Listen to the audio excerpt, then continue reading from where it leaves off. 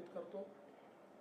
आणि आज भारतरत्न डॉक्टर बाबासाहेब आंबेडकर अकॅडमीच्या उद्घाटन प्रसंगी मंचावर उपस्थित असलेले, ज्यांच्या प्रेरणेतून आणि सहकार्याने ही अकॅडमी उभी राहिली, ते भारताच्या सर्वोच्च न्यायालयाचे माजी सरन्यायाधीश आदरणीय जस्टिस भूषण गवई साहेब, मंचावर उपस्थित असलेले बॉम्बे हायकोर्टचे मुख्य न्यायाधीश आदरणीय जस्टिस श्री चंद्रशेखरजी, मेघालय हायकोर्टाच्या चीफ जस्टिस आदरणीय जस्टिस रेवती मोहिते ढेरे मॅडम, या ठिकाणी उपस्थित असलेले justice Ravindra Ghugeji, justice Makarand Karnikji, justice Sarang Kotwalji, Shri Anil Singhji, Shri Milind Satheji, Shri Harshad Nimbalkarji, Sangram Desaiji, justice R C. Chavanji, Dnyaneshwar Babrekarji, मंचावर उपस्थित सर्व मान्यवर, समोर उपस्थित सर्व जजेस, फॉर्मर जजेस, सर्व ज्येष्ठ विधिज्ञ, विद्यार्थी, सर्व भगिनी आणि बंधूंनो, आज खरं म्हणजे या अकॅडमीचं उद्घाटन करत असताना पहिल्यांदाच आमचे माननीय उपमुख्यमंत्री आणि या महाराष्ट्रातलं एक अतिशय लाडकं नेतृत्व असलेले अजितदादा पवार यांचा अपघातामध्ये अकाली निधन झाल्यानंतर हा पहिलाच सार्वजनिक कार्यक्रम आहे की ज्याच्यामध्ये मी उपस्थित झालेलो आहे। मी त्यांना विनम्र श्रद्धांजली अर्पण करतो। आणि आज ज्यावेळी या अकॅडमीचं इन्स्पेक्शन आम्ही करत होतो, त्यावेळी मला प्रकर्षाने त्यांची आठवण झाली। याचं कारण 1 वर्षामध्ये अतिशय उत्तम अशा प्रकारचं बांधकाम या ठिकाणी तयार झालं। त्याची क्वालिटी अतिशय चांगली आहे, प्लॅनिंग अतिशय चांगलं आहे आणि आपल्या एकूण व्यवस्थेमध्ये इतक्या कमी कालावधीमध्ये इतकं गुणवत्तेचं काम हे आपल्याला फारसं पाहायला मिळत नाही। आणि आमचे जे उपमुख्यमंत्री अजितदादा होते, त्यांचा बांधकामाच्या गुणवत्तेवर फार भर असायचा।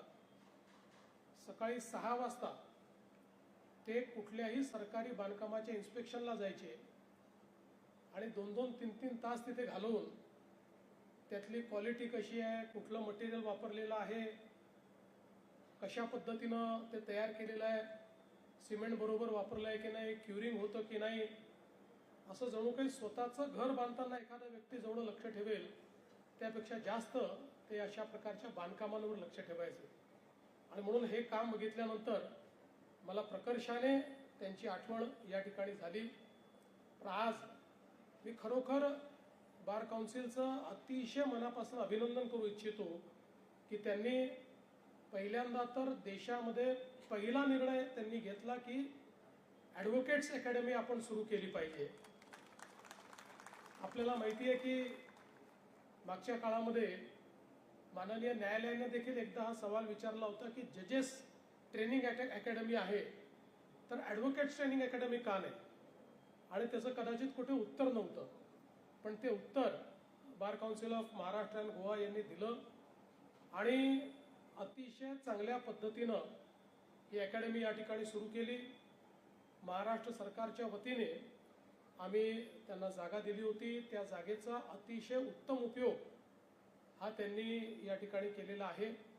आणि हे देखील खरोखर जे मी बोललो आश्चर्य आहे की वर्षभरापूर्वी माननीय गवई साहेब आणि मी कार्यक्रमाला उपस्थित होतो, गवई साहेबांच्या हस्ते आपण याचं भूमिपूजन केलं होतं आणि इतक्या कमी कालावधीमध्ये उद्घाटनाकरता आम्ही आलो आणि उद्घाटन करतानाही अतिशय चांगल्या पद्धतीनं त्याची रचना, त्याच्या क्लासरूम्स असतील, ऑडिटोरियम असेल, सगळ्या गोष्टी अतिशय साजेशा अशा गोष्टी या ठिकाणी तयार करण्यात आल्या आहेत.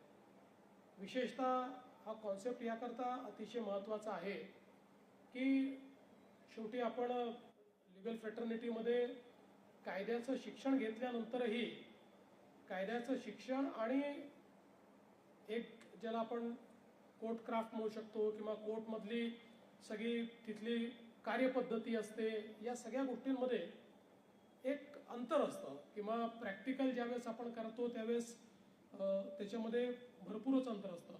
ज्यांनी कायद्याचं शिक्षण घेतलं त्यांना बऱ्यापैकी माहिती असतं. इतरांना तर वकिलाचं काम हे हिंदी पिक्चरमध्ये पाहतात तसंच वकील वागतात अशा पद्धतीनं अनेकांना वाटत असतं. पण त्याच्यामध्ये आणि सत्यतेत खूप फरक आहे आणि तो फरक हा योग्य पद्धतीनं समजलाही पाहिजे आणि आपल्या एकूण पद्धतीत, कार्यपद्धतीत गुणवत्ता आली पाहिजे. या दृष्टीनं अशा प्रकारची अकॅडमी ही अत्यंत महत्त्वाची आहे.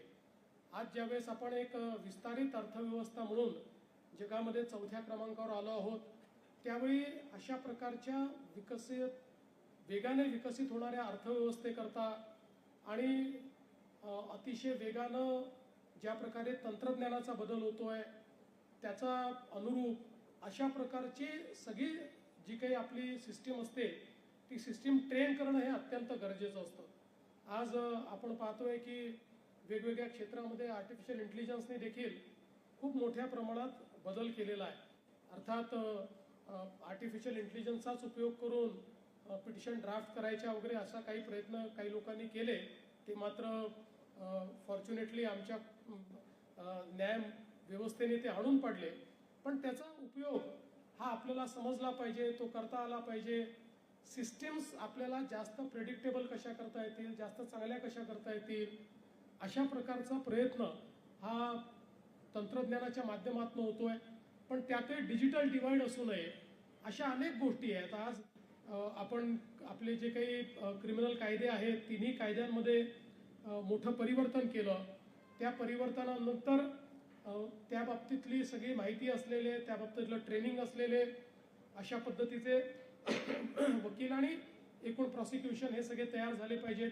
अशा सगळ्या गोष्टींकरता ट्रेनिंग हा त्याचा एक मला असं वाटतं एक त्याची मध्यवर्ती संकल्पना, एक इंटिग्रल पार्ट आहे आणि म्हणून ही अकॅडमी एक अत्यंत महत्त्वाची अशा प्रकारची आहे. आणि त्यासोबत त्याला रिसर्च सेंटर देखील आपण म्हटलेलं आहे, कारण कुठल्याही क्षेत्रामध्ये गुणवत्ता आणायची असेल तर त्या ठिकाणी अनुसंधान आणि रिसर्च हे अत्यंत महत्त्वाचं असतं आणि मला विश्वास आहे की पुढच्या काळामध्ये तशा पद्धतीचा रिसर्च देखील या ठिकाणी होईल.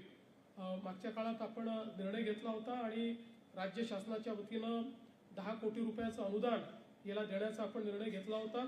अद्याप ते देणं पेंडिंग आहे वारंवार आचारसंहिता आल्यामुळे. पण मी आपल्याला आश्वस्त करतो की या मार्चच्या अधिवेशनात आमचं बजेट ठेवल्यानंतर निश्चितपणे हे 10 कोटी रुपये आपण या ठिकाणी वितरित करू आणि याचा जो काही विस्तारित याचा काम जे करायचं आहे त्याच्यामध्ये निश्चितपणे आपल्याला आमची पूर्ण मदत असेल. एक अतिशय चांगलं काम हे आपण या ठिकाणी करतात. मला तर असं वाटतं की या इन्स्टिट्यूटकडनं प्रेरणा घेऊन इतरही राज्यांमध्ये अशा प्रकारची अकॅडमी निश्चितपणे तयार होईल हा मला विश्वास आहे. त्याकरता मी आपल्याला मनापासून शुभेच्छा देतो. भविष्यात देखील ज्या काही अशा प्रकारच्या वेगवेगळ्या चांगल्या संकल्पना आपण मांडाल त्या संकल्पनांच्या पूर्ततेला आमचा निश्चितपणे हातभार राहील. माननीय गवई साहेब अशा प्रकारच्या संकल्पना नेहमीच उचलून धरतात आणि त्याचा पाठपुरावा देखील ते करत असतात. त्यामुळे त्यांचीही मदत आणि त्यांचाही आशीर्वाद हा निश्चितपणे आपल्या सगळ्यांच्या पाठीशी राहील याबद्दल माझ्यामध्ये कुठलीच शंका नाही.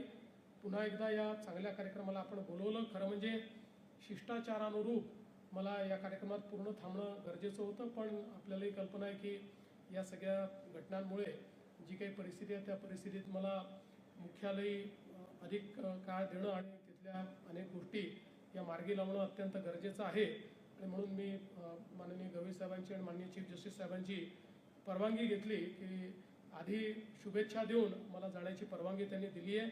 या ठिकाणी दोन्ही जे अवॉर्डीज आहेत त्यांचंही मी अतिशय मनापासून अभिनंदन करतो. त्यांनी जे या कायद्याच्या क्षेत्रात कार्य केलेलं आहे ते मला असं वाटतं अत्यंत मोलाचं अशा प्रकारचं कार्य आहे आणि म्हणून त्यांनाही पुढच्या जीवनाकरता मनपूर्वक शुभेच्छा देऊन मी माझे 2 शब्द संपवतो. धन्यवाद. जय हिंद, जय महाराष्ट्र.